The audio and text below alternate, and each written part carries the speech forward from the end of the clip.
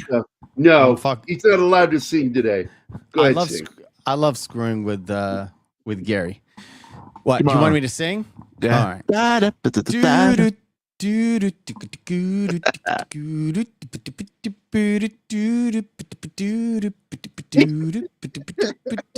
This is how it is.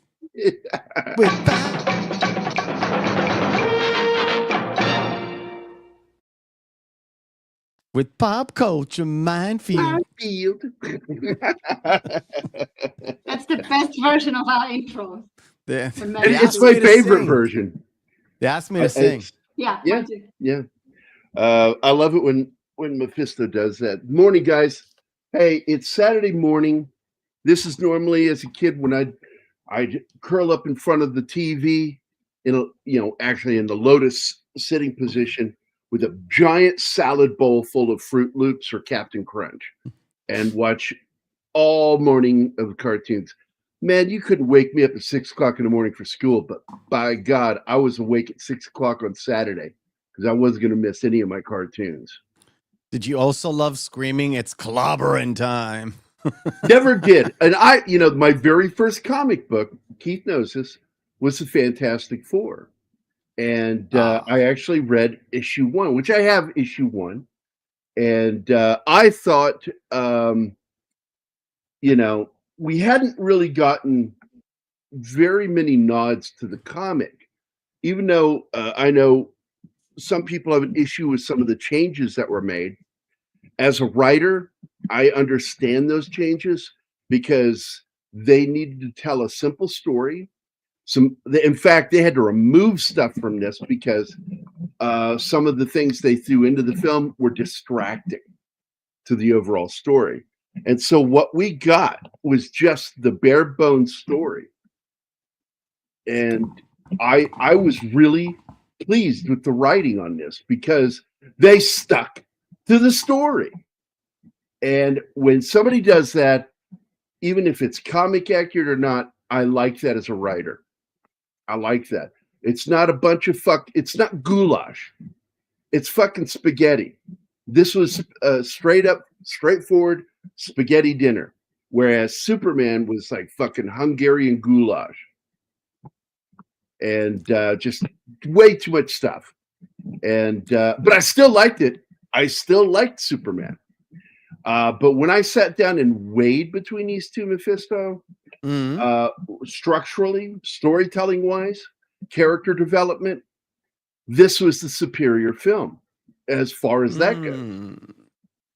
I preferred the visual effects of Superman, but I still like this. This is good. So I gave a score yesterday of 4.5 for this and 4 for Superman.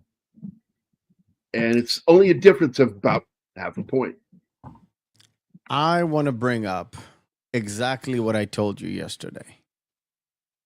All right, let's hear it. I can't hold the phone because StreamYards doesn't really allow me to do stuff, but I will write down in chat exactly. I'm copy pasting, okay? And you can bring it up as soon as it pops up if you like, Mr. Producer. It is. All right. This is my message. This is my message to Gary, 1 for 1. All right. It says, dude, Fantastic Four was great. I took my family today instead of tomorrow. I took them on Thursday instead of Friday. Right. And I was very pleased. It's not a 10, but it's definitely a solid 8.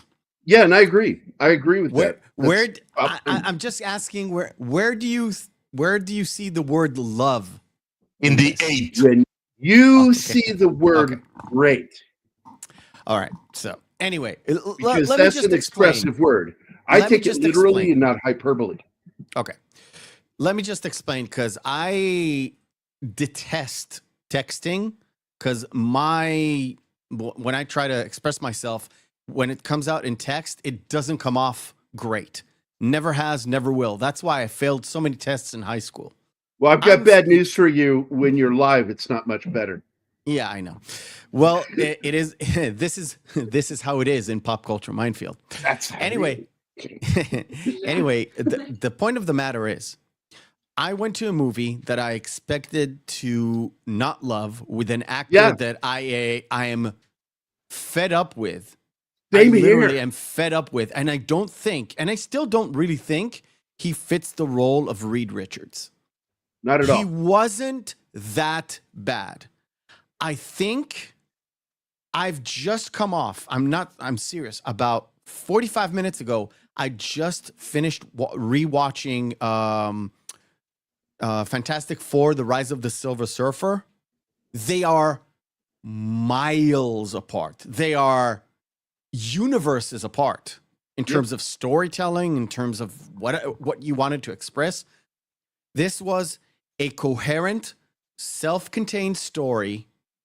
It is in the MCU, but it's not in the MCU. So it's not bound to the Kevin Feige shackles of, I want to get to a specific point because it sets up my other characters, blah, blah, blah, blah, blah.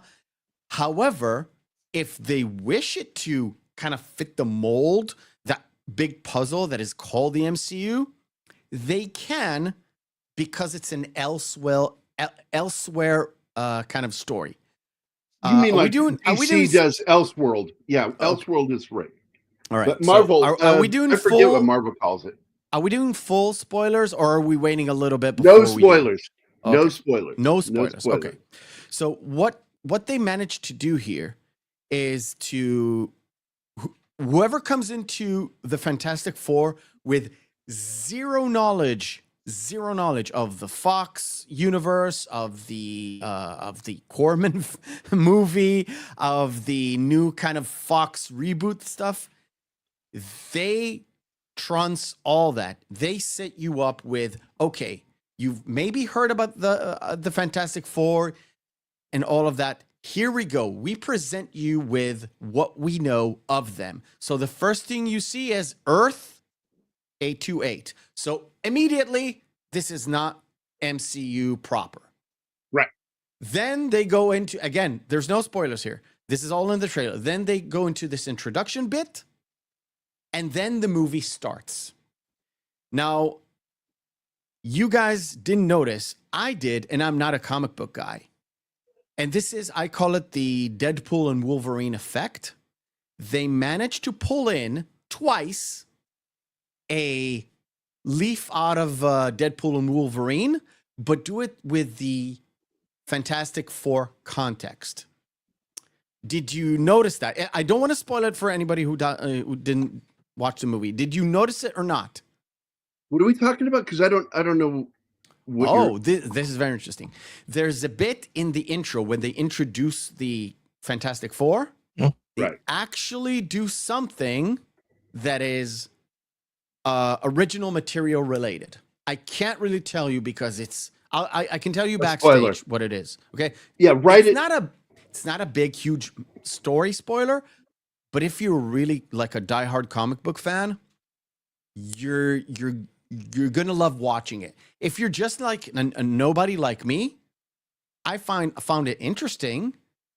And then when I went back home, it's the first thing that popped up when I did I wanted to search images. I don't think, if we're talking about Mole Man. No, not Mole Man. Okay, because that was exciting for me. That's the very first comic I ever read, was that issue. Number one. I think that's why they tried to include that. That's the second bit, but it's in the trailers. The other bit was not. I'll show you maybe a picture, but don't reveal it in a second, okay? Oh, you'll just put it down below for us to look at. You'll see it, and you'll know what I mean. Dude, what are you doing? Dick pics? Really? Yeah, dude. Hey, I haven't said hi to everybody yet. Let me get go ahead. Because I got to address some of these people. First of all, Penny first and Gambit were the first one to have Gambit first. Oh, Emmanuel was second. Good morning. Good morning. I hope you and Regis are doing good. Andy Morrow, of course. Andy and I were up late last night dealing with our buddy Tony Stark with Stark of Iron Channel. Oh my God, what a fucking drama that was. And what's funny is it's a dude I blocked a long time ago that was causing a beef. I said, just block the guy and ignore him. I don't know, getting upset about what assholes say about you. Like, I don't care. People think, oh, you really do care. Martin will tell you, nah, I don't fucking care. I have people that have hated me since I was a child. Okay, I don't care. Gary, don't bring up the picture. Yeah, that's part of the Mole Man story. Yeah, that's issue one. That's okay. I Yeah, didn't know it was dude, a part. I love that, man. I did not know it was a part of the cover Mole Man story. of the comic. They managed to, like I said, it's straight up. If you're a diehard fan of Fantastic Four, you're like, whoa, that's ba ba ba. All right. So yeah, if it's the Mole Man part, I didn't know it. See, I'm not a comic book guy. The only Fantastic Four I know is Chris Evans yelling "Flame on!" Flame on! Keith is the true comic book guy because, like, if you walked up to me, you go like, if and compare money to knowledge. Hey Gary, do you got $5? I've got $1 in quarters. Oh, that's great. Hey Keith, do you have $5? I've got 50. Oh, can I borrow $5? Can you break a 50? That's Keith. All right. Keith just has way more knowledge than me. And we're kind of debating last night because I remember things differently than what he does. And that's because he is like completely embedded into living that life. He is a true comic book nerd. And speaking of comic book nerds, I said hi to Andy Morrow. I said hi to Penny, but I haven't said good morning to that Scottish prick, Bill Barkley. Good morning, Bill. Yeah, I read what you said, you motherfucker.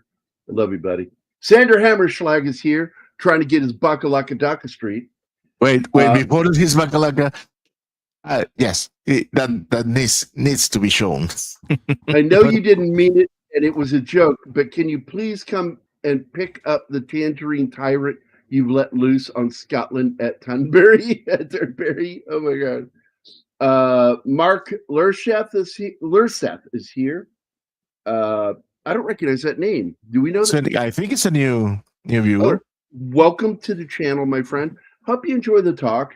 Just a bunch of nerds hanging out. Ariel Billette is here, of course. Welcome, Ariel. Good to see all of you guys.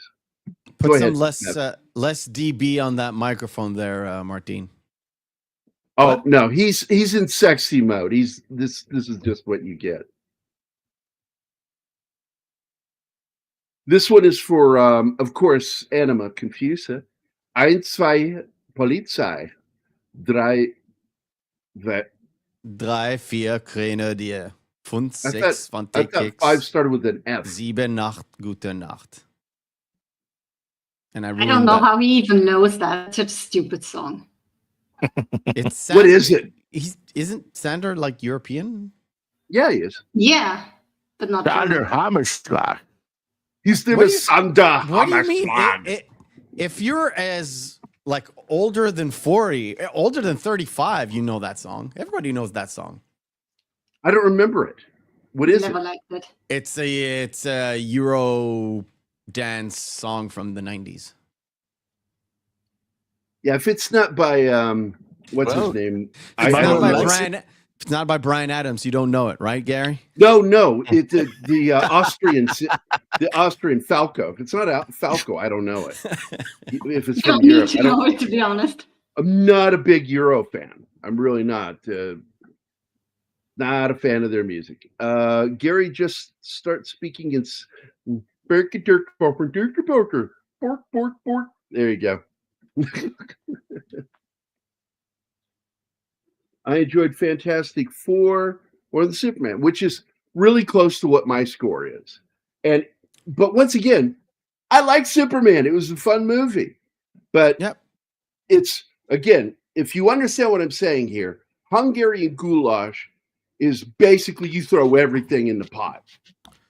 Yeah, the thing about Superman compared to this is it's exactly what I was saying. Superman has those shackles on him The story, I don't mean the man himself, has the shackles on him because it's Gunn is trying to tell a long game story. So that Superman is a setup. So in the setup, you have to also set up other stuff because you're not a starting lot of from secondary zero. characters taking it's away not like- attention from the main story. It's not like Iron Man where they did not know there's an MCU coming. Right. They only put in that end credit scene when they knew it was going to work. Yet from there what was I've no read- MCU. There was no MCU yet. What I have read is that those two scenes were actually directed by what's their names? From the Avengers and all that.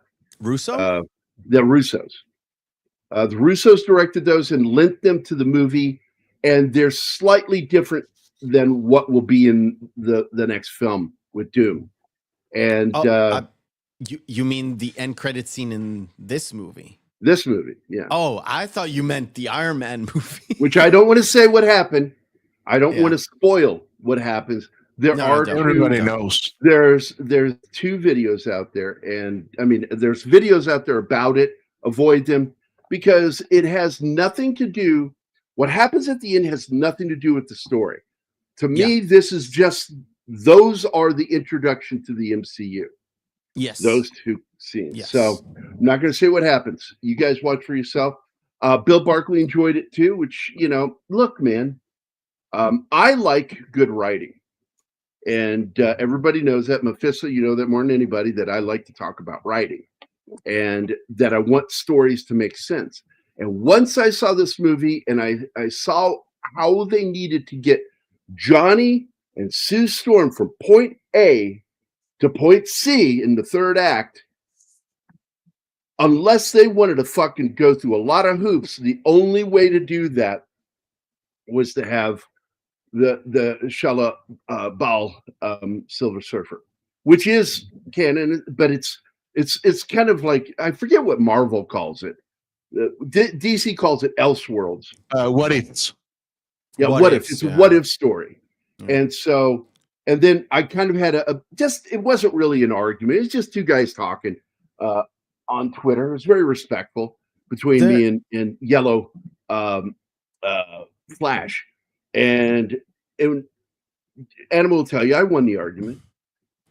Anima, tell him. It's not that I difficult, by the way. Well, Yeah, the other dude just stopped got the answering. yeah, Oh. because my argument was sound, which is, look, man, I'm focused on the writing here. I want well written, and you've got actually a well written Marvel. I haven't seen that in years. A well written fucking movie I for Marvel. sincerely hope Kevin Feige did not have his mitts all over it because it seems like He's always doing that shit, and I hate it's that guy. less. It's like I said, I will call it the Deadpool and Wolverine effect.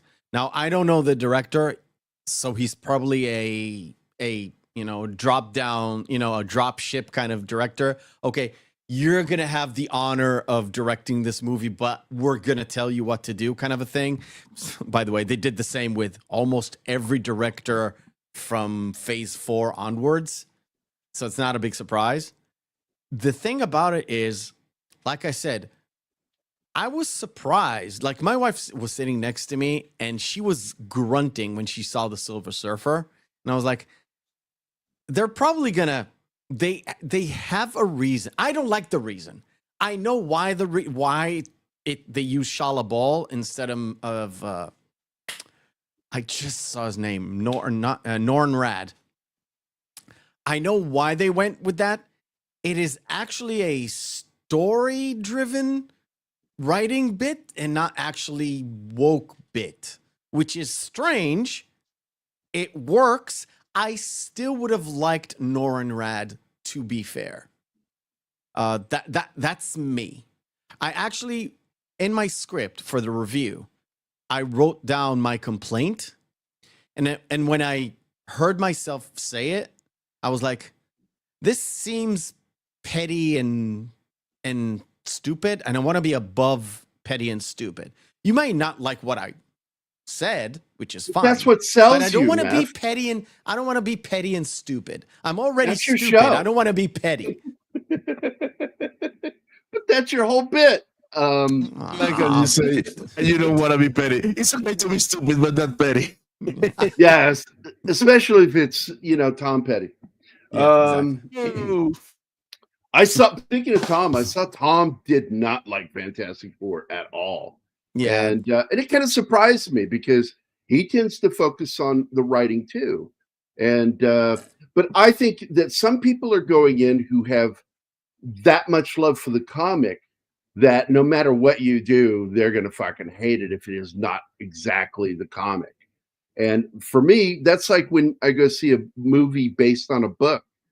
One of my favorite films that were adapted from a book was Harrison Ford's Presumed Innocent. Boy, they made changes from that book to film. Like the blowjob scene where she sticks her finger up his ass. That's in the book, not in the movie. I'm serious. It really was in the movie book. PG-13. It's necessary. I don't in the know. movie, to be honest. I mean, what's a And- finger up the butt kind of cut away from the movie? What does that? I got to contribute tell you, the when I read story? that scene in the book, I kind of sat the book down for a second, going, "Girls do that?" Oh, I didn't- Gary. I had never heard of that before. Oh, And that was Gary. the book that, how old was I? I was 22 when I read that. And I'm Oh, like, Gary. I was a straight up missionary guy, man. I'm like not naive by any measure, but that was it for me. I was happy. And then all of a sudden I start reading it, Justin Trudeau books, and I'm like, holy shit.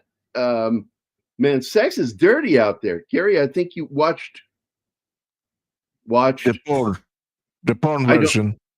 of what? No, he said it wasn't in the movie. Yeah, it's It not was in the in the movie, book. Ariel. It's in the book. Go get that book and fucking read it. It's got one of the dirtiest sex scenes I've ever seen. And the whole premise of this in Presumed Innocent was to show how different Carolyn Polhamus was compared to his wife. And he was at that age in his 40s where, he's starting to feel like I'm getting old. And here's this young fucking upstart lawyer giving him like not just attention, but dirty, dirty sex that he's never had before. He was And too I'm old like, for that shit. well, apparently, and not in the book, I didn't see him go, "Oh, don't do that. That's an outie, not an innie." So, Gary, what you're saying is when you read that scenes and put the book aside in your mind, you were thinking this. Yes. And there you have it.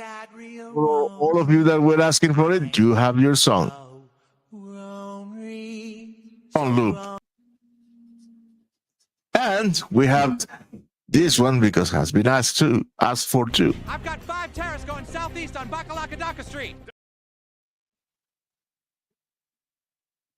Seriously. All right, Martine, there. drop your gain. You're clipping. Hey, Vic Fontaine is here. What's up, man? A lot of cool people hanging out today. Took some time away from his lounge to grace us with his presence. Oh, I love Vic Fontaine. He's a cool dude. Let me get this now? chairman. All right, here we go. So I'm going to talk a little bit about this because I'm an old school Hulk Hogan fan. I've been a fan for since the 80s, the early 80s. And I saw this today. Somebody posted this. And I cannot believe the amount of fucking hate being thrown out at this guy. Slate magazine said in the sports section, everyone hated Hulk Hogan. Okay, you want a good example of what hyperbole is? That is an unprovable false statement.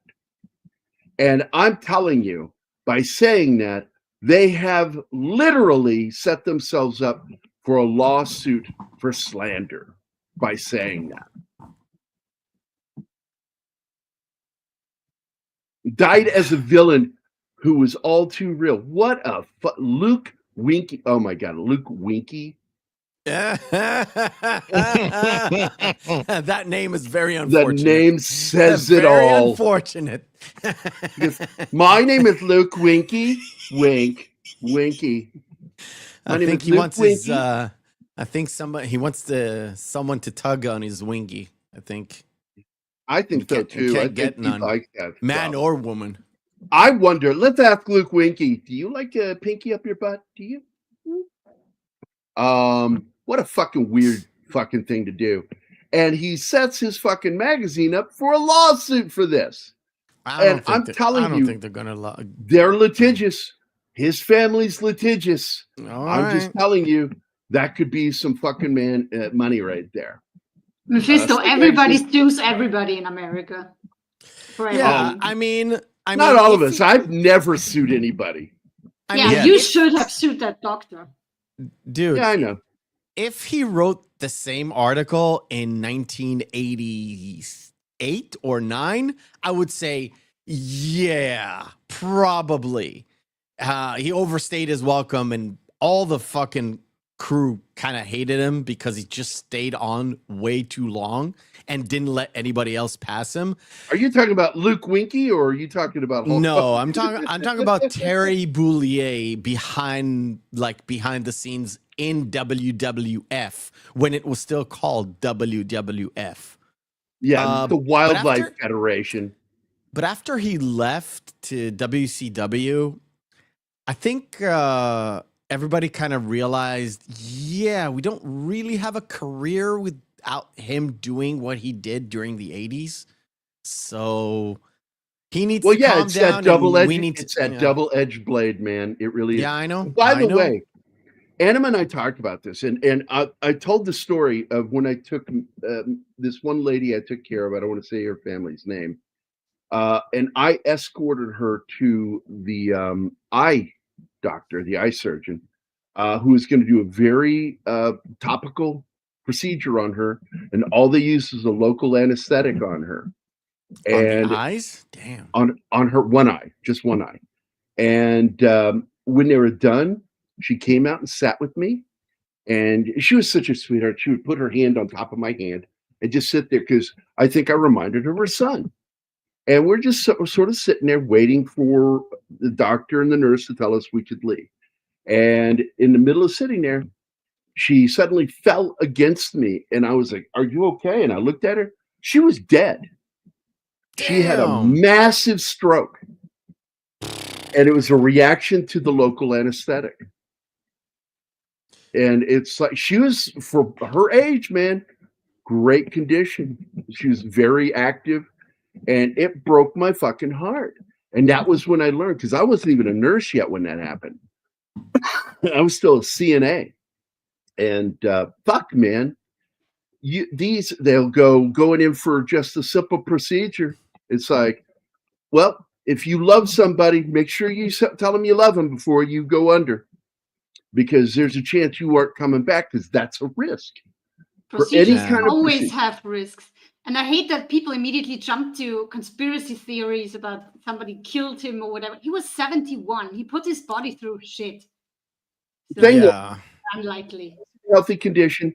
And again, the United States is known for its litigious court cases. And I don't think this is anywhere as clear a case of malpractice, because I don't know what's going on here. I don't know all the ins and outs of the procedure that he's going in for. But like John Ritter, that guy shouldn't be dead. That was because the doctors missed shit that they shouldn't have missed. These are things they should have known. Dude, my wife's great aunt, sort of her mother's older sister. I think it's a great aunt. But was she really? Yes. She was like 98, and she went in for very minor procedure.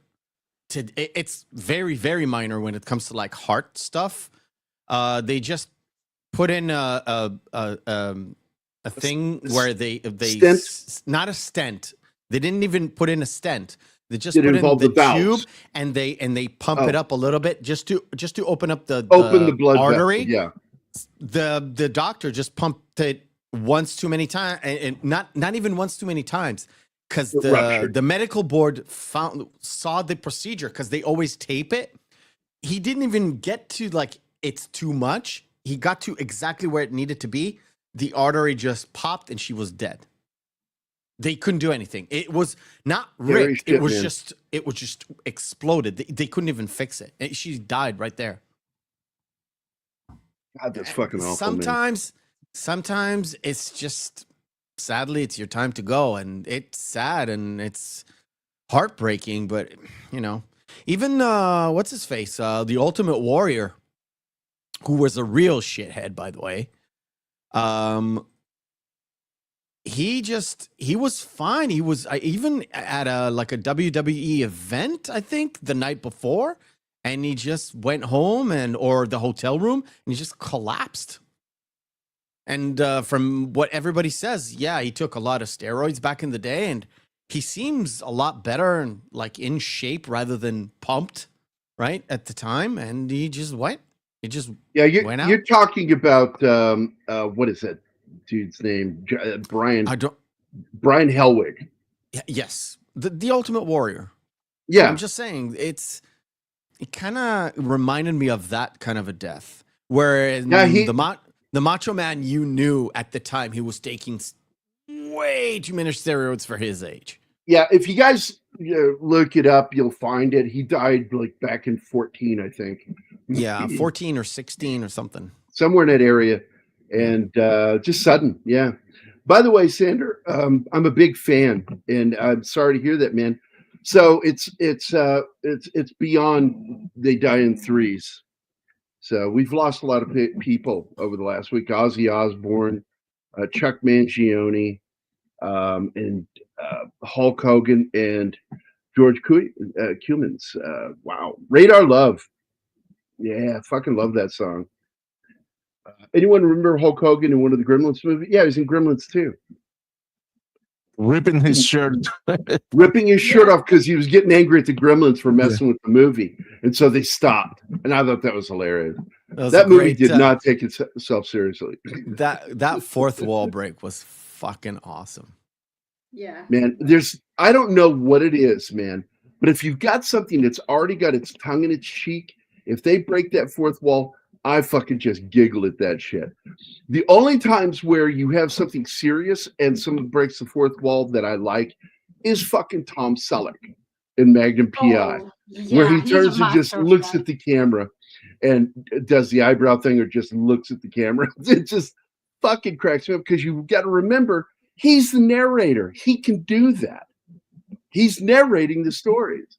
And I love that they did that. And by the way, Adam and I discovered something this last week that Mike Post and what's his name, Carpenter, that did the opening theme.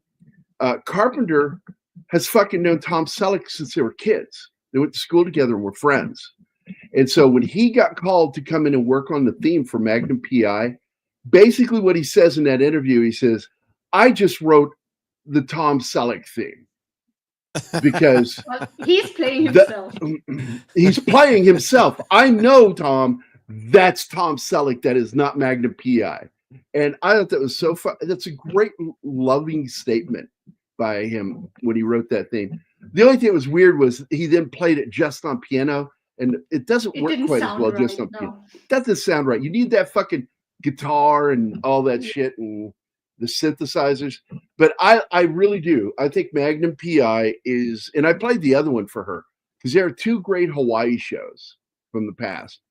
Magnum PI and the second one is Hawaii 5-0, both with great fucking theme songs. Oh, yes. Shinatsky, you are so right. Why aren't you here? You're not working today. It's Saturday, for God's sakes. You need to stop partying on Friday nights, man. Wait, we still have some. I invited you too, Zax. Where are you? He doesn't want to hang out.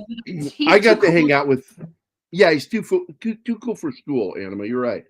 I got to hang out with him and Nadia last night for a few minutes because I was in the middle of drawing that scene, and couldn't stay long, but I wanted to stop in. So Nadia made the offer that maybe we move the show 80s and 90s Fright, 80s Fright, 90s Fright to her channel.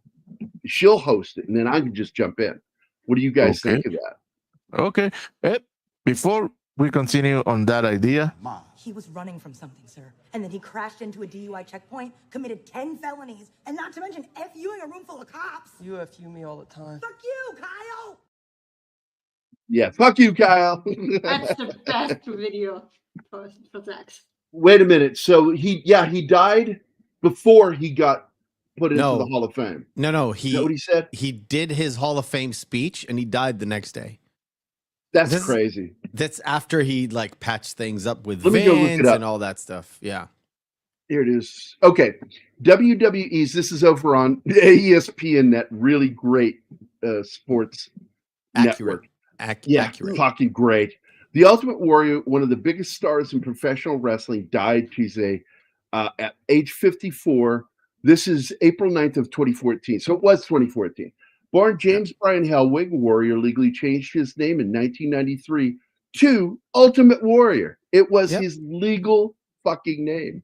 Yep. And he accepted his, oh, wow. So he accepted the speech. But Scottsdale, Arizona, police spokesman Sergeant Mark Clark said Warrior collapsed while walking with his wife to their car at a hotel and was pronounced dead at the hospital. There were no signs of foul play, Clark said. The Maricopa County Medical Examiner's Officer will conduct, of course, an autopsy Thursday. County spokeswoman Carrie Gerchik concluded. Warrior was inducted into the WWE Hall of Fame on Saturday in New Orleans and spoke inside the ring during Monday's WWE Raw. And if you've never read it, the Ultimate Warrior comic is one of the most insane things ever put to page. And by the way, I want to show this too. Share screen. The comment here is by none other than Hulk Hogan. Rest in peace, Warrior. Only love, HH. Yeah, they were at odds with each other even more than Vince and the Warrior. And there's Vince right below that. We are all so sad that Ultimate Warrior has passed away. I'm so sorry that it was from the drink I gave him. No, he didn't say that. No, but they did do a documentary. It's called The Self-Destruction of the Ultimate Warrior, which was basically all about burying him. And then later on, it's like, oh, people actually kind of still like you. Well, yeah, Vince is, is a weird cat. Let's just say that. Vince, there's some, I've like heard crazy fucking stories that from people on the inside about him. And one of them involves Rowdy Roddy Piper, who is a hero of mine. I got to work with him on that film, Zombies versus Pro Wrestlers. I'm like, somebody says, hey, Gary, you want to do the artwork? The director, like, you want to do the artwork for my movie? And I'm like, yeah, what is it? And he goes, Zombies versus Pro Wrestlers. And I'm like, I don't know, man. I don't know. Who stars in it? He goes, Roddy Piper. I said, do I get paid at all? I don't care. Never mind. I will do it. Because fucking Roddy Piper's the shit for me, man. I fucking love him. Oh, hey, Monkey Jeebus is here, brother. How you doing, man? God bless you, buddy. Still the best performance by a wrestler in a movie. They live. Oh, yeah. I love that movie, by the way. I'm going to eventually break Anima in on some more John Carpenter movies, including that one. By the way, good morning, Real Popcorn Geek. Glad to see you, buddy. Malcolm Jamal Warner. That was the other person. That's right. That died this week.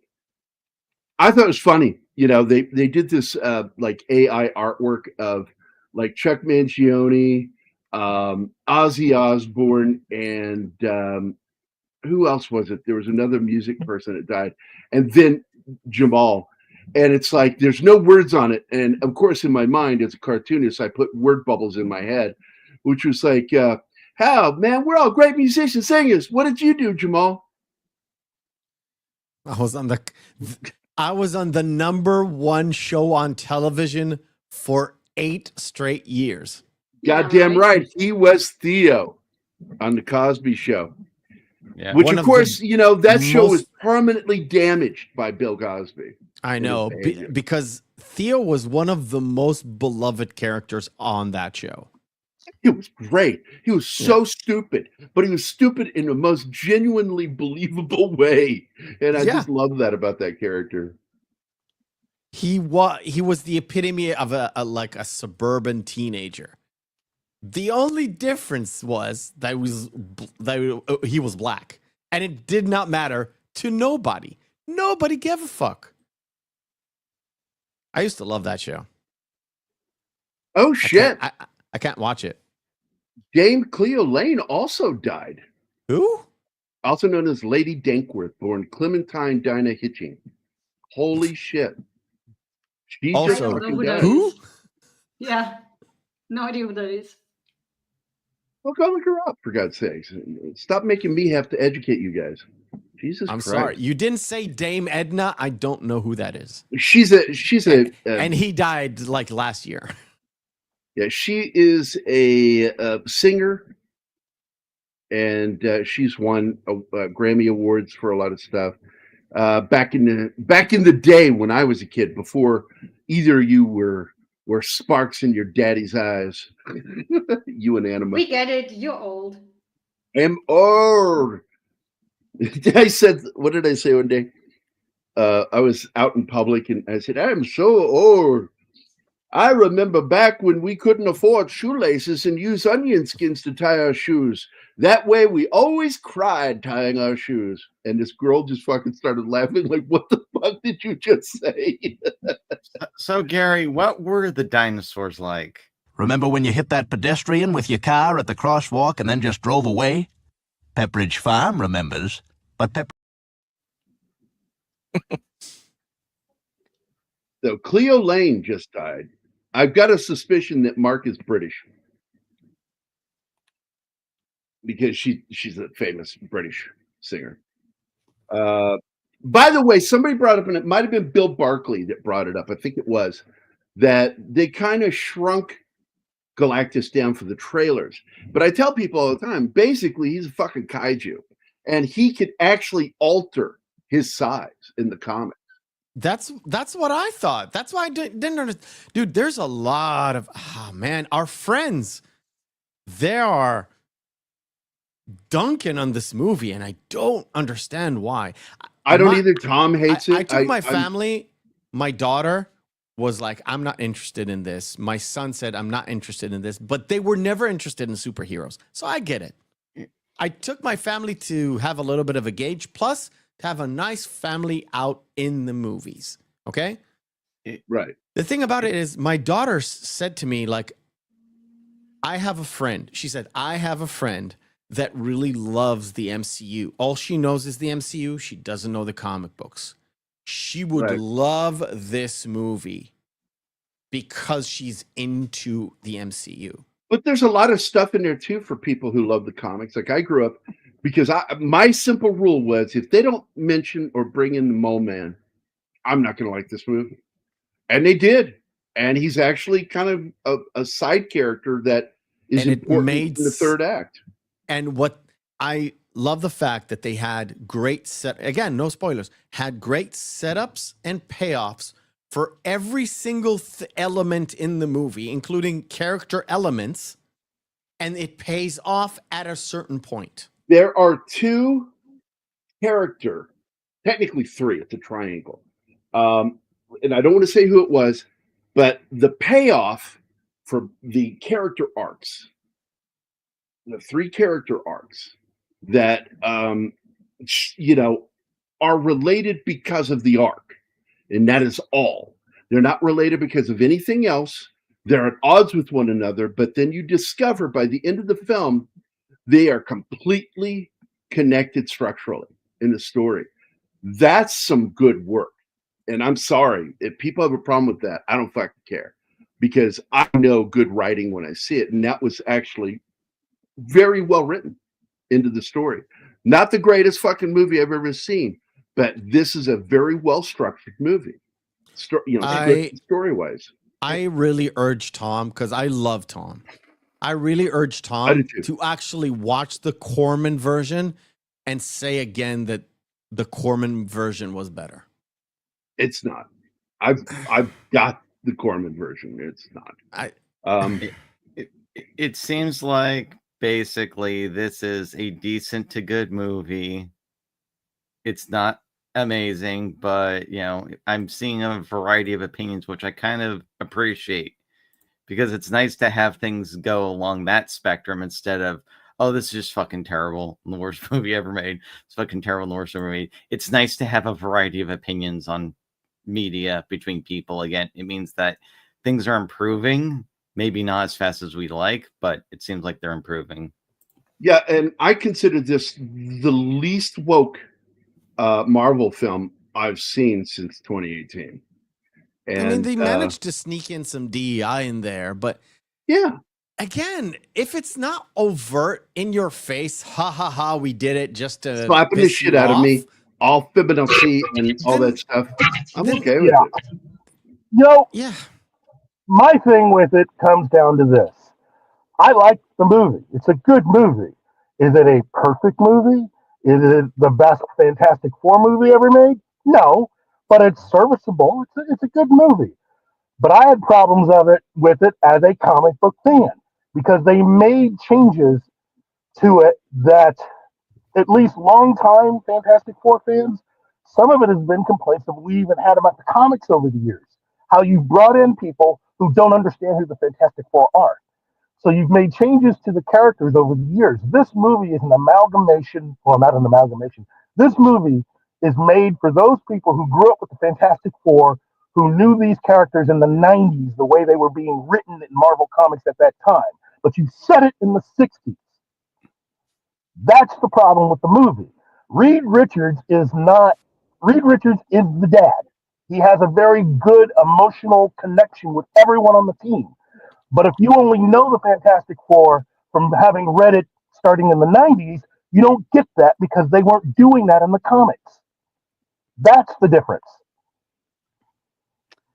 For those of you that forgot, Keith is here.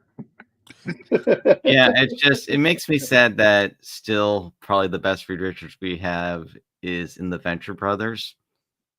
Yeah, right. No, I really did kind of like I can't pronounce his name in the 2000s two movies, including the Ion something. Griffin, some shit like that. The way it's spelled, it's like I'm like, what are you, Welsh? With the spelling of his name. I couldn't hear you, Keith. I said, what, Thomas Ian Griffin? Was that his name? Or yeah, but it's spelled so fucking weird. Cecil pretends to be my age, isn't it? Ian Griffin. It is. Is his name. Well, that's where the argument. I hate even calling it an argument between Yellow Flash and me, because I said this is an alternate universe story, and that's what they're going to end up showing. So having the female Silver Surfer is fine because it's alternate. It's not the Prime. It's not the Prime universe. I hate using that word. Hey, the Rogue Attraction is here. Ian something. Yeah. But look at the spelling of his name, man. It's like Ian Griffin. Yeah, the O throws me off. It's like, what the fuck, dude? What are you, Laotian? It's like the Canaanite. They love to throw two consonants together. And then it's like, I find out, like, well, how do you pronounce an NG? And it's basically just the G. And I'm like, then why'd you put the N in there? Why did you do that? Because screw you, that's why. Yeah, screw you. We owe Ariel Billette a video, and I'm trying to find a good one. It's a backdoor. Yep. Okay, here we go. This is a good one. Let's go in. Wait a minute. Now look, I know you really want this guy, but this is a Chicago police matter. You go in the front and work your way to the rear. I'm going to cover the back, and don't try to be a hero.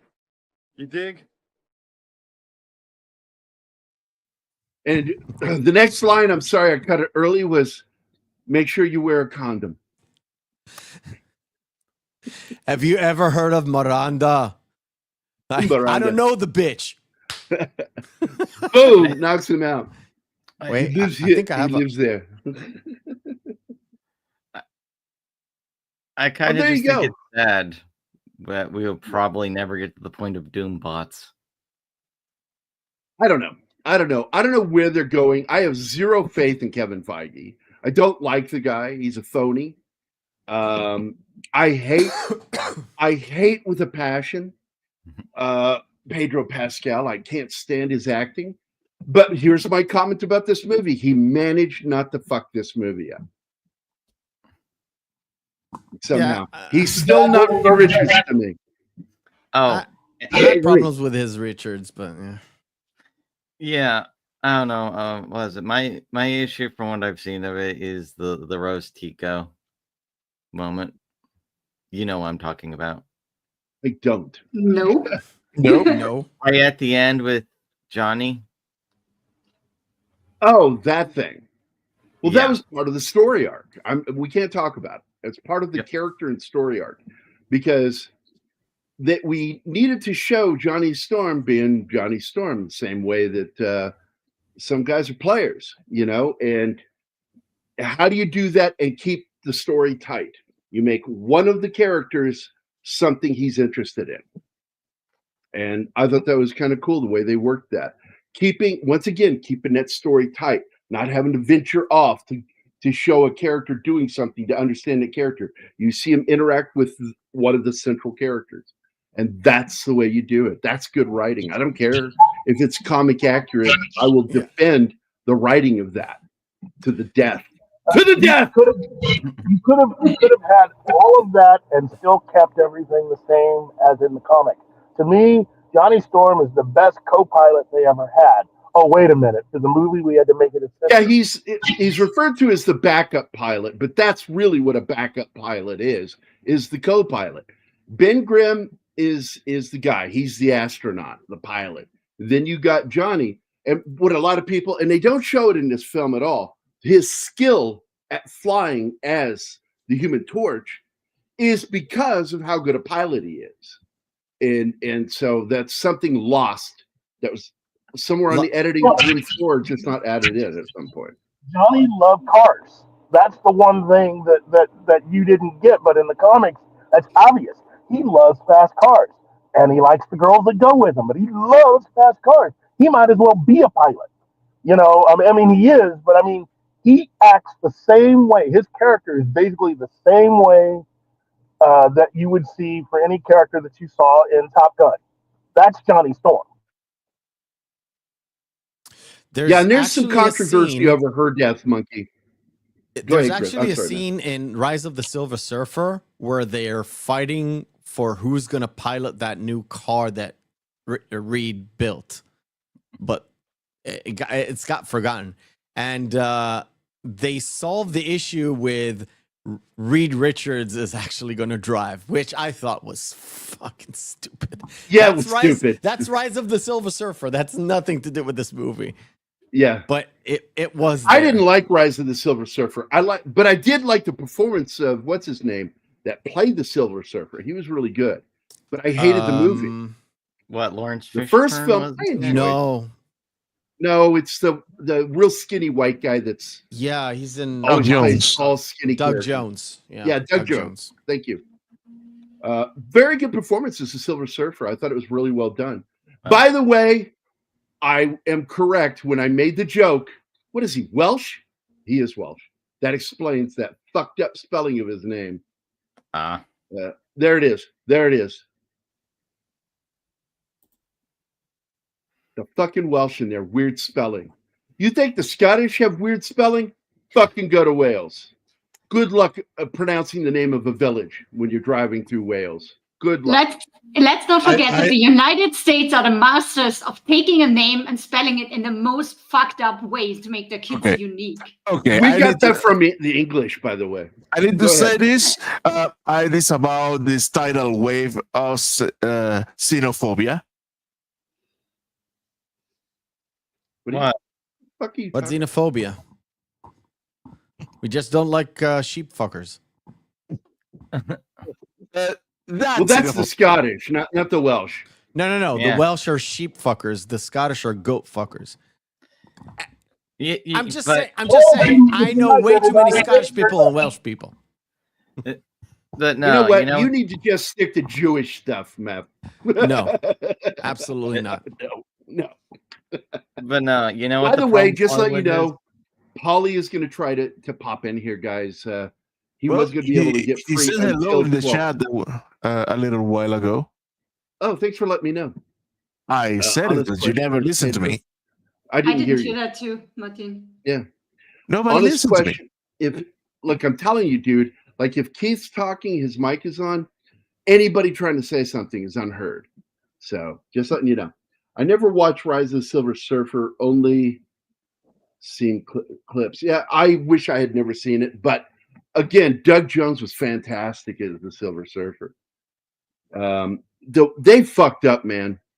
To just show the eating machine aspect of Galactus and not show Galactus in the movie was a huge tactical error by that director. We'll show him in the next film. Guess what, motherfucker? He didn't get a next film because you didn't show Galactus. They didn't even show the eating machine. They just showed clouds kind of look like an eating machine. Okay, Paulie. Yeah, and kind of like an eating machine or a space tornado. Hold on. If you're insulting the Scottish, you're insulting your own leader. Remember his mother, whoever is Scottish. I'm not insulting. I'm just jesting. By the way, Bill's just trolling. He's having fun. I know. Man, I got to tell you, it's like I've always joked that I'm 88% Celt and 12% adopted Celt because I hate mentioning that fucking one German who screwed his way into my family and I got stuck with his name. Adolf? Well, no, his name wasn't, but that's kind of a bitch. It's Pennsylvania Dutch. Do you understand? My grandfather's German. His brother's name is Fritz. That's the most German name. Oh, ever. Outside of Adolf, yeah, that's Fritz. So what's it like having collaborators in the family? I don't know. I actually don't know. Because my collaborators fled to Russia and then China and married my grandmother. So. Bad, Shinosky. Bad. So it's Jason Statham's birthday today, is it? Really? It's Don Ecker's birthday. Today. That's what I know. Quick. What? It's Don's birthday today. Oh, yes. I already wished him a happy birthday. You wish Jason Statham happy birthday? No, my buddy Don Ecker that I do the shows with on Mondays. I wish him a happy birthday. Well, last week was Vicky's birthday, his wife. It's from Dusseldorf. Not quite Dusseldorf. Other side. Ava and Adolf. I tell people that I absolutely believe that the investigation has proven that he didn't die down there. Oh, definitely. And if that was her, I'm like, what a shitty thing to do on the eve of your wedding to kill your wife and fake your own death. I'm like, what an asshole.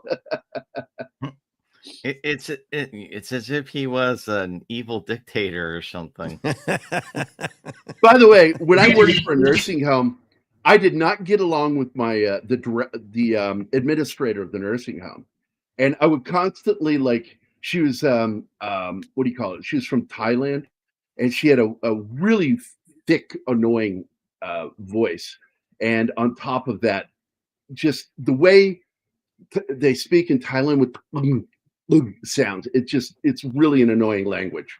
I really hate. I love the Thai people. Can't stand their fucking accents. So anyway, every time she would make an intercom announcement, I would pop my head into the door and I would ask her, "Did you say free Sara Lee cupcakes?" And she goes, "No, that's not what I said. It's the intercom. I'm sorry." Every time she did it, she never caught on that I was fucking with her. And then I left a drawing on her desk one day, and she came in, and it was the drawing of a very not detailed penis and a potato. And she goes, "What is this? What is this?" I said, "I don't know.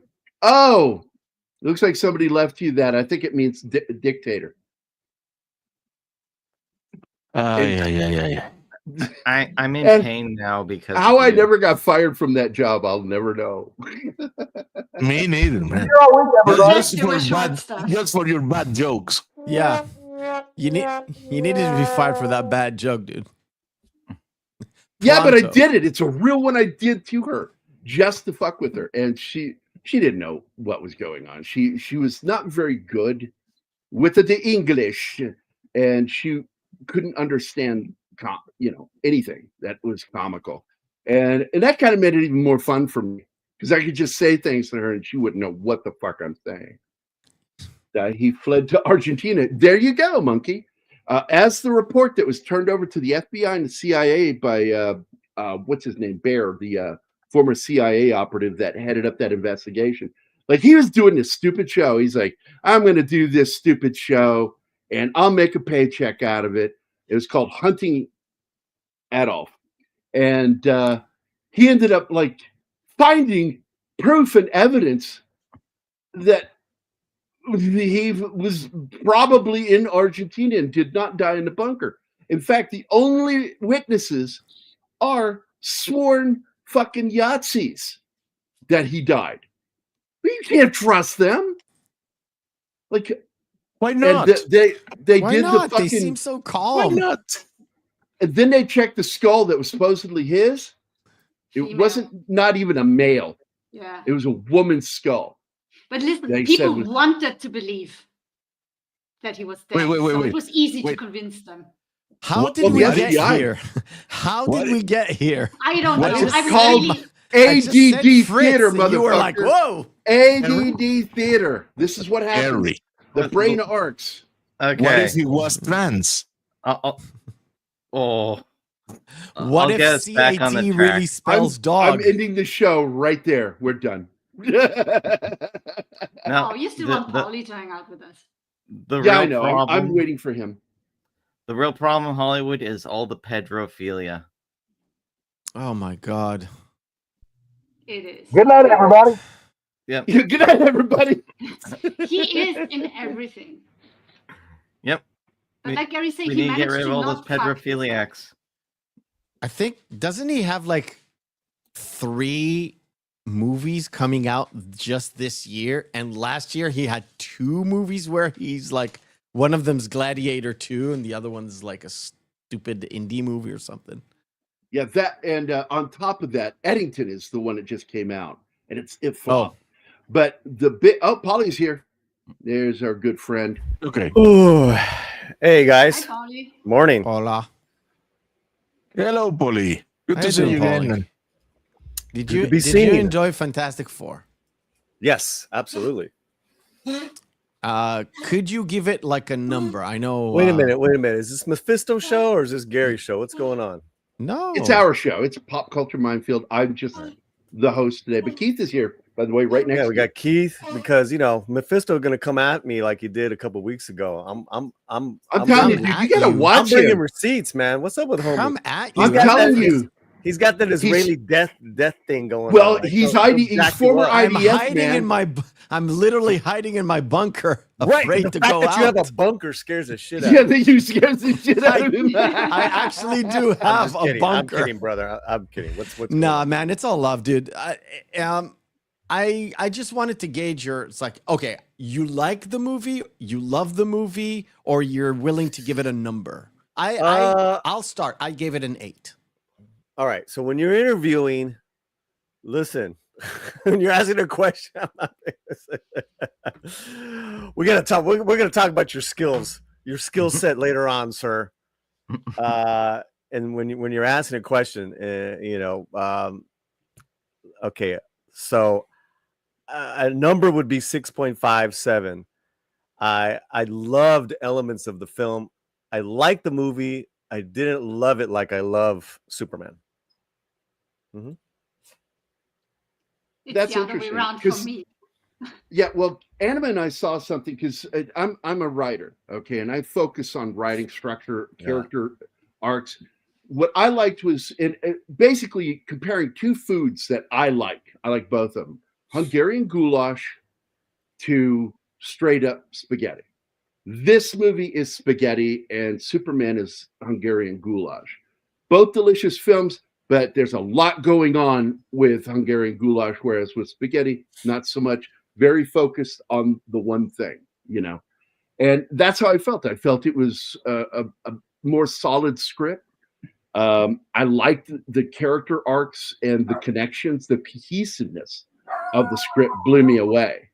And don't get me wrong, I'm ADHD, so I like James Gunn's fucking all over the place thing. But this film was very relaxing for me, and I got to tell you, I was surprised at how much Pedro did not fuck up this movie for me at all. Oh, I think he's wonderful. That what I loved about it were the 4 actors. Well, excuse me, no. Well, that's it. They make you love characters. I love the characters. Although I actually think Johnny Storm was the miscast. Well, it's so weird because I didn't think he was a good casting choice either. I enjoyed him in the part, and I cannot help but love the guy because if you don't recognize him, that's Eddie Munson from Stranger Things, one of the best characters ever created on that show outside of 11. That's not Johnny Storm. Yeah. And I saw it again last night with my dad and our best friend, and they pointed it out. They're like, they're not in this world at all. They're, all the YouTube and all that stuff. They love the film. They love so much about it. They're like, but the guy playing Johnny Storm, And then we started talking about it. And I was like, yeah, but Pedro and Vanessa, man, that's the heart of the movie, and they were fantastic. Well, Hey, in my humble opinion, Chris is still the best Johnny Storm. And I was telling I was saying that, well, you need someone like a Chris Evans, that All-American, or even someone like an Austin Butler type. It's got, the guy's just got to be good looking and charming and fun and, rock and roll dude, like that enthusiasm. And, I just didn't buy it with a Quinn guy. And yeah. What? No, I was just going to say what you're really asking for is a guy who actually is seemingly in his very early 20s. You want the Top Gun type. You want a young Maverick. That's who Johnny Storm is. Well, yeah, like a young Glenn Powell, a young Austin Butler type. Because they got to be really good at making jokes. They got to be really good at making jokes. I mean, they got to. Yeah. I'm just talking about someone who can pull off, a good-looking guy who can pull off being cool and being fun. Gary would be a better Mr. Fantastic than Pedro. Okay. Yeah. I do, first of all, high figure drawing.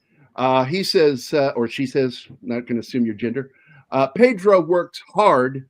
I've never seen him phone anything in.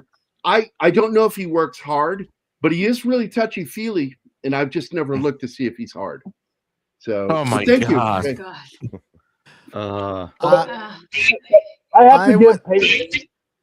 have to give Pedro credit. Go ahead, Keith. Hello? Keith. I have to give Pedro credit. He did work very hard on this, but again, as a fan of Fantastic Four, as a fan of the comics, I personally just didn't like how they set up all kinds of stuff with this character.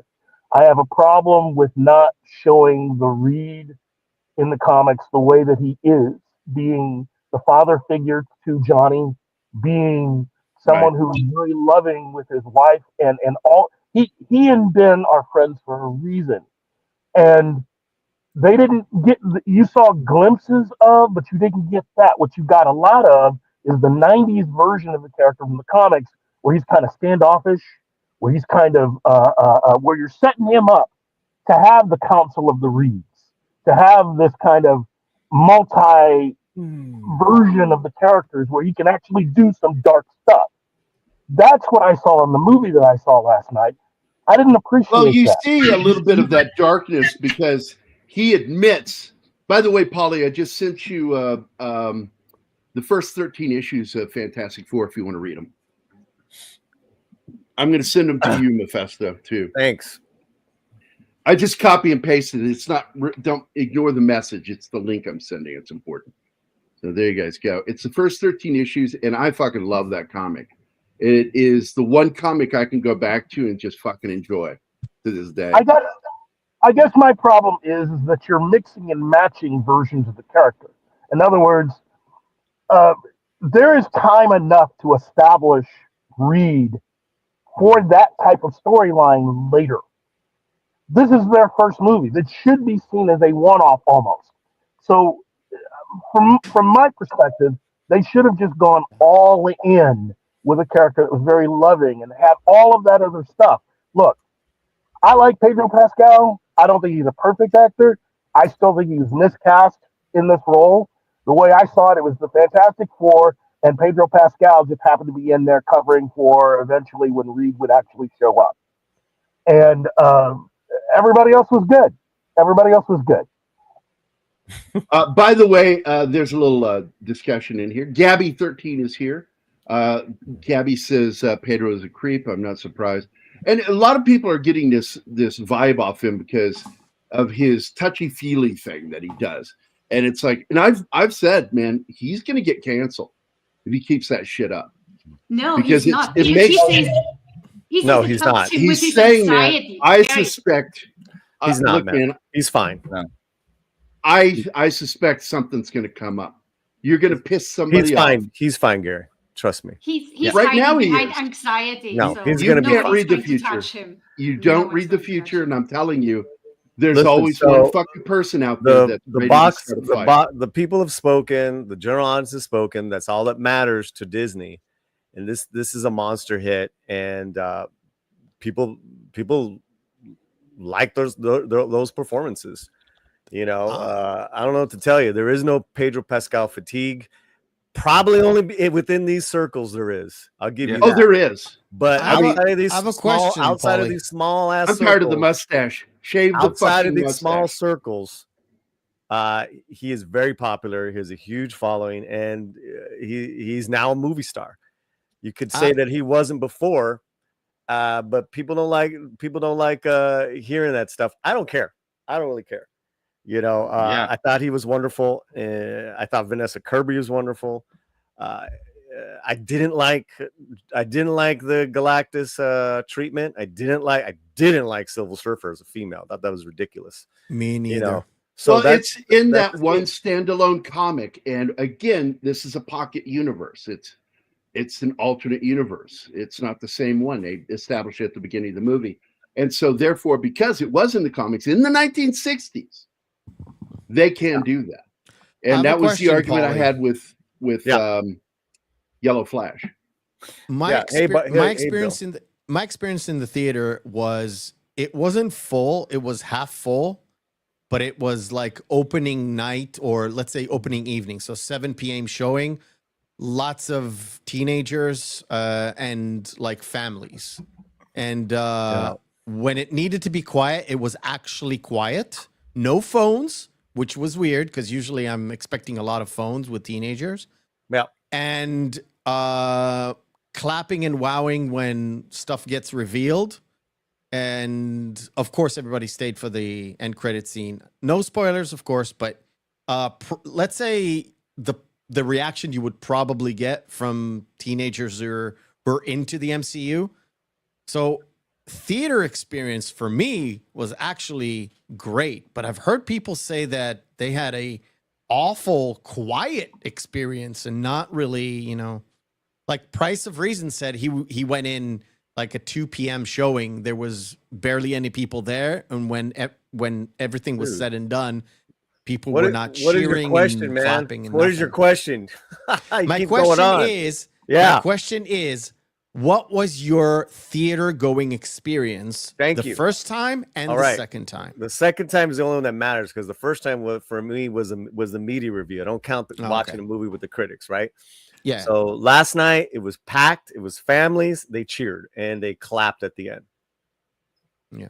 And I did hear people talking that were sitting right afterwards were saying, you know, this is like, I think I like Superman better. Like I heard that walking out of the theater, but people were happy, man.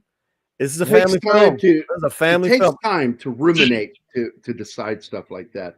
You Yeah, shouldn't go well- out of a theater saying that. But also on the Well, yeah, I'm just for the telling you what I heard. reviewers, for the Yeah. critics, Mhm. they did they or did they not show the post credit scenes when you The went first screening? yeah, the first screening with the There's critics. only one post-credit scene, right? No, there's Yes. two. There's Two two. of them. What's the second one? It's I a forgot. Put it in the no private zero chat. spoiler. This is Put a it in the private non-spoiler chat. show. Put it in the private Yeah, chat. we can't. Yeah, put it in the private chat, Martin.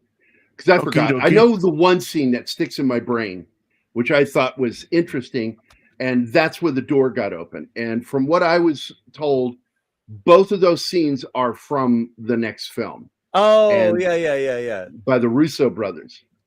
They did show that. Okay. In the media. I wasn't sure because I know it's in the theatrical release, but somebody had said that they didn't show it with for the critics.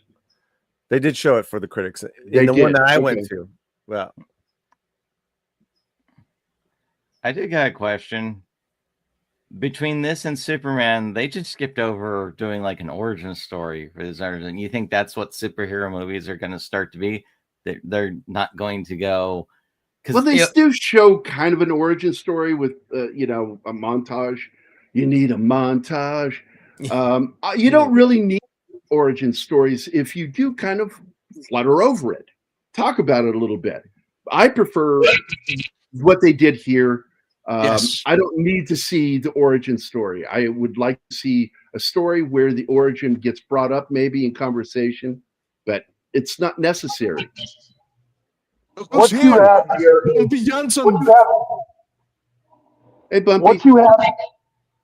What you have here really is Fantastic Four is not as well known amongst the general audience, the non-geeks and nerds, as Superman is. So you don't really have to have an origin story for Superman. Everybody knows it. Did you say origin story? Beginning story. And origin. Okay.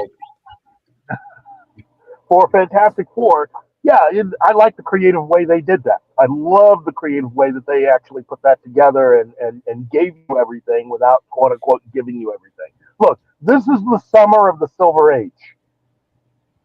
For comic book fans, this is the summer of the Silver Age.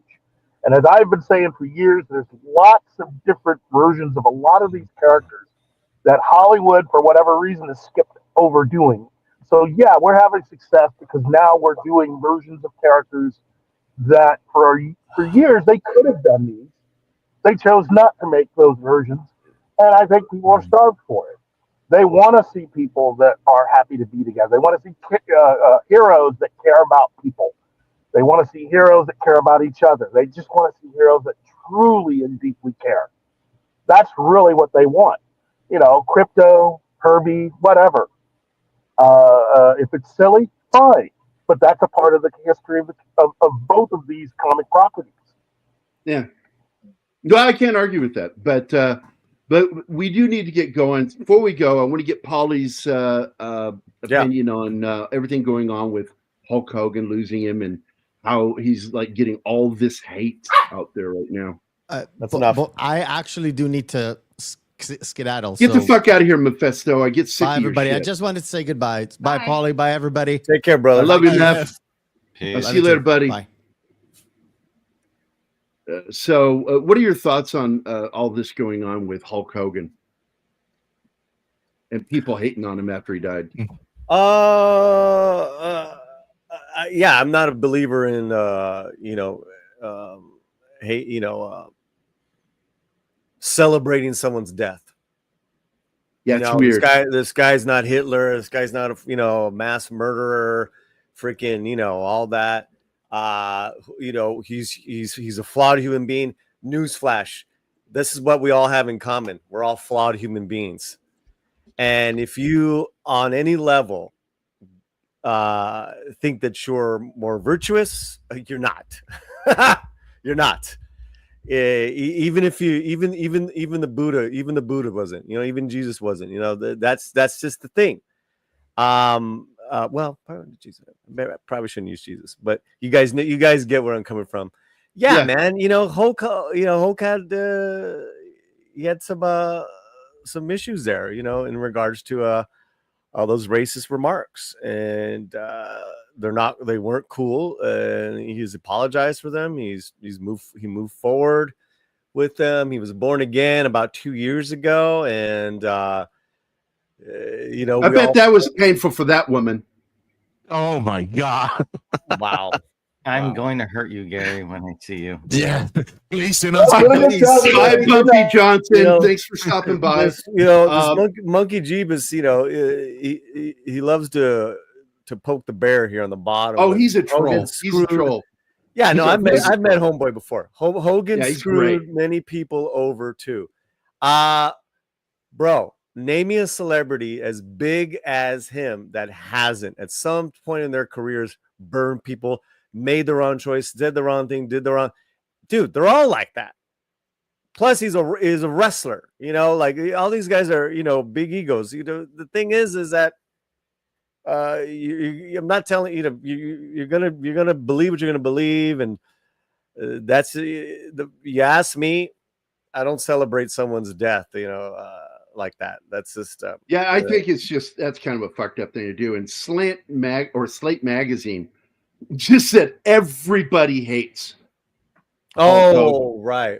Well, and I'm like, dude, you're setting yourself up for a fucking. And the dude that wrote it, Luke Winky, it's the guy's name that wrote the article. I'm like, oh my God, dude. This is how he got bullied in high school. That's how he got bullied.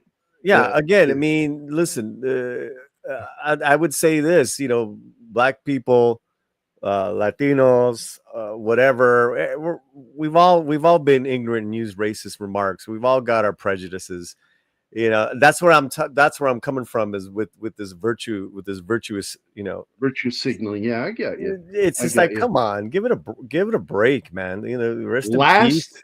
And look at all the great things that he's done for a lot of people. So that's the thing. We always look at the bad. It's so easy to do that and tear down. Forget. Yeah, I agree. Absolutely. I agree. That guy inspired a lot of kids.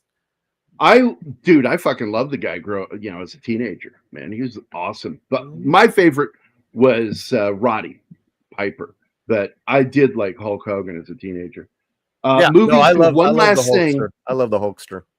Before we first of all, I want to deal with this. Monkey, I'm friends with Paul. I've known Paul for a long time. He's been on our channel a couple times.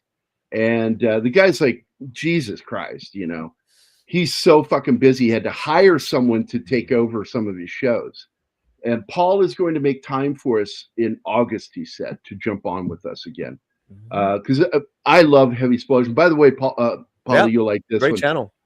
He laughs about this because he says, one day I'll get you. I will get you.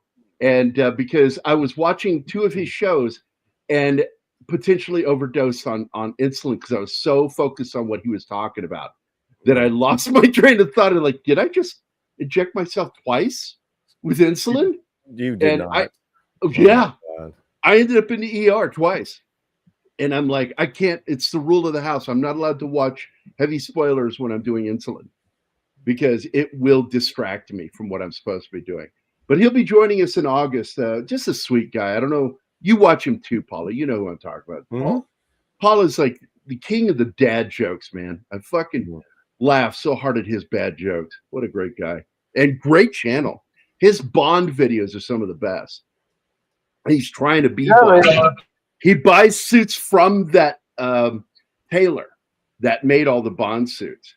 And he's trying to get cars to look more like it. And he married just really one beautiful lady. And she looks like a Bond girl. Hey, Chief. Hello, Chief. How you doing, sir? God bless you, man. So, last thing before we go is Superman. That movie sucked. Superman. Paulie was playing the long game. Yeah, Superman. We saw a drop this week, down 34% year to date, and by the week down 43%. And then as of Thursday, the 24, it was down 56.3%, which is not a good sign. And they needed to break, 500 million, and they didn't. What do you think is going to happen to Superman with this movie out? Well, it's competition, and I think let's look at the ledgers at the end of August, because right now, between now and the end of August, there's nothing big like these movies that are gonna, be happening. So it's not just Superman, Jurassic, F1, Fantastic Four. I think the Bad Guys 2 are coming out. What is it called? Bad Guys 2, the animation. Yeah. So, but that's just the hit that was going to take. They knew they were going to get this hit because, Marvel's Marvel. Yeah. And it's a monster. So, they're at 472 million to date. Should get around 500. We'll see how it looks Monday, middle of the week. But, yeah, I don't know. I mean, internet. It's all international that it's really suffering. I don't know why. I don't know why. Yeah, because I was hoping they would break 500 million this week, this last weekend, and it's because I knew that they were going to go down after that, and I'm like, they could squeeze up to 700 million if they had cleared that 5.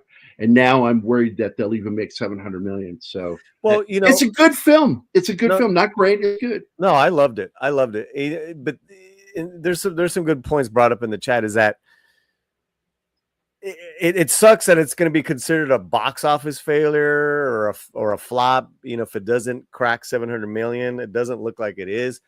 But the merchandise is off the chain, and the reset and the energy for DC, the future looks bright. So that's guns well, goal. It actually opened the building and construction of a new road, and I agree with you. I think that it made enough money to keep James Gunn and Peter Safran in their fucking chairs. So I think we're good.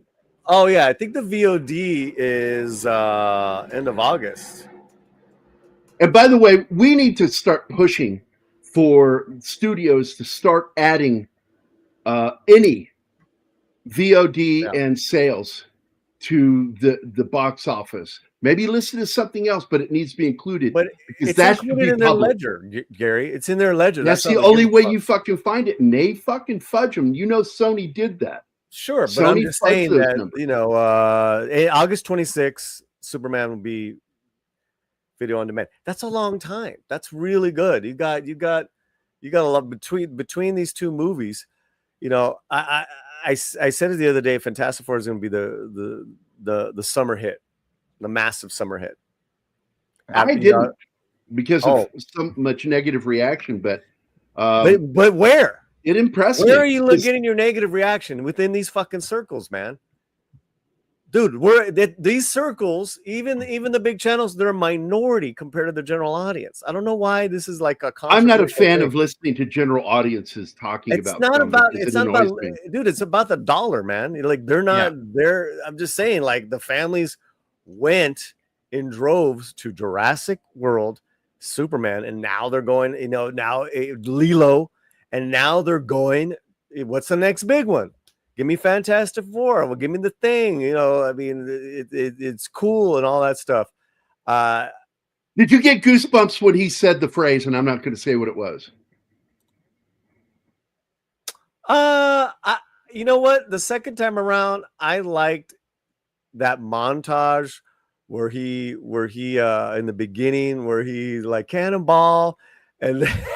And then he's cannonball. I mean, and they're like, say it, man. Great, he goes, I man. don't say that. I actually don't say that. That's in the cartoon. And I love that the cartoon is in this universe. Fuck, man. I have all the cartoons. They're great stuff. Bumpy as Gunn's DC fails to outperform Snyderverse movies. Does that validate the Snyder Bros? I almost wish Snyder was still doing DC. His Netflix movies are the worst things I've ever seen. Yeah, they're terrible. Yes, they are No. horrible. No, if Marvel was still doing the numbers they were doing back then, there might be an argument with it. But Marvel isn't doing what Marvel used to do back then either. It's a different world now, Shanatsky. Yeah, it's a different world. And Bumpy, it's a completely different world in how we, watch content, and that's all. That's all. It's about families now. Families want to go, but they don't need to. They don't need to, right? They can watch it. They can watch it at home. That's why DC's having these releases of TV shows that people are excited about. James Gunn, let him cook, man. I don't think that that Snyder could pull off what James Gunn is about to pull off. I like Snyder. I like a lot of his work. Early stuff, I think JVS was pretty laborious, pretty bad. His Snyder cut Justice League was pretty good, but yeah, it's a different ball game, man. It's Here's a question for you, Paulie. Yeah, trying to put it up there. There we go. What do you think of Aztec Batman? I don't know if you say anything about it. Yeah, me and we on our live stream yesterday with Cameron, we watched the trailer for the first time. We reacted to it, and then we talked about the backlash of it. So, from the trailer, it's wild because they're basically taking the meeting of the conquistadors and the Aztec kingdom at that time and making it a Batman movie or story with Catwoman and Joker, Poison Ivy, and Two-Face. So me and Cameron were both like, this is wild. This is a wild swing. Yeah, it is historically. There's some inaccuracies, but I'm like, whoa. Yeah, major inaccuracies. There were no good guys really there except for the poor that were suffering. They literally made Cortez two-faced. Well, listen, I'm not a fan of, listen, there's history and then there's history. This is a comic book story. So I'm like, all right, you know what? I'm willing to give it. I want to watch it. It's made by a Mexican animation company. That gives me interest too, because this is how they're seeing it. Right. This is not a Hollywood production. Right. Yeah. This is a DC approved. It got greenlit a few years ago. I want to get one of the animators on. I want to interview him, want to talk to him. But the backlash is that all of a sudden everyone's a Mesoamerican fucking historical expert. And, it's funny. Every indigenous Aztec, now everyone knows the Nahuatl people, as opposed to Puripecha people, as opposed to Zapotec people. They're all savages. You guys are morons. Do your history. Not even every Aztec king approved of human sacrifices, right? So what are we talking about here? So that's the backlash, right? And then you got the Matt Walshes of the world piling on their stupid white savior garbage that I don't appreciate. So yeah, I'll push back on that shit any day. Yeah, and by the way, one of the circles that I travel in, of course, is with someone that you know as well as I do, is Chris Gore and Alan. And those guys are pricks. They're fun though. I've known him for a while because I worked for Josh Becker, and Josh Becker used to write for Film Threat. And Chris Gore knows him, and we have shared Josh Becker stories privately, and they're funny. But I like Chris, and I think that Alan is interesting with his takes on things. And I love, they're the first thing I go to, well, right after watching Latino Slant. Yeah, that'll teach me to create my circle of friends. Fuck you, Paulie. I love you, man. Yeah, no, I love. That's who I saw Fantastic Four with the first night. I know. I know. And I love the fact that I think they had an honestly good reaction to both Superman and to Fantastic Four. The one thing that they dished them, interestingly, was the toys for Superman look awesome, and the toys being sold, the merch for Fantastic Four are horrible. And I've looked at them, and they're really bad. And the Superman ones are I good. haven't seen it. I haven't Yeah, seen check it out. They had a great video on it. On both. So let me tell you this, man. That night at that media screening, each outlet was given a Fantastic Four Viewmaster. Yeah. Right? And that's blue with the logo, and you got the man, they're on eBay now for like $700. And I gave it as a gift to my best friend who I took her to see the film last night, because I know that's her jam. And so we were looking online, we're like, damn, man, give me that Viewmaster back. Yeah. Give me that back. Yeah, that was I was crazy, only man. kidding. Give it back. Yeah. All right, guys. Let's wrap this up. Polly, thanks for popping in, man. I'm so glad you shared your opinion on this. No, yeah, sorry. Listen, I had to go do something. That's why I didn't get back till I got back. So sorry about that. Well, I said we're going to hang over for an extra half hour just so you could pop in and give your thoughts. So I appreciate it, buddy. Sil wasn't able to get back to you. I think he's super busy recording this week, so I'm not too worried. I don't know. I hope you enjoyed talking with Seal when he joined us. I love that guy. Yeah. He is such a sweetheart, man. And I really did. We used to do a show together, and I would just constantly fuck with him during the show. And man, it made me so happy to just hang out with him again. So I love you guys. Shanatsky, thanks for popping in, man. I do appreciate that. I didn't think you were going to jump in. Keith, thanks for being here with the shitty sound and all, but God, you had some great points. Wow, thank you. Thank you very much. Keith, where are you, man? Are you in? He's out and about with the kids. He's in a garbage disposal. I had to take my brother out. His ride wasn't able to help him this morning. Who was it? No, my youngest brother, James. Okay. James. The one that really, really, really thinks that Gary's funny. And well, I got to tell you, I want you to say this from me. It's like, James, you're not that tough without your wheelchair, motherfucker. I'll tell him. All right, buddy. Anima, thanks for chatting and sharing your thoughts on the show regarding Superman and Fantastic Four. I appreciate it, baby. Martin, thanks for being here for me. You're always the best part of the right side of my brain. I appreciate it, man.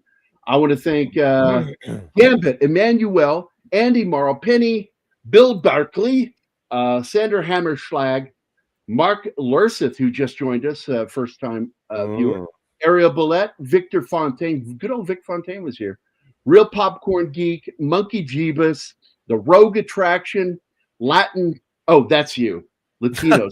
Latin guy.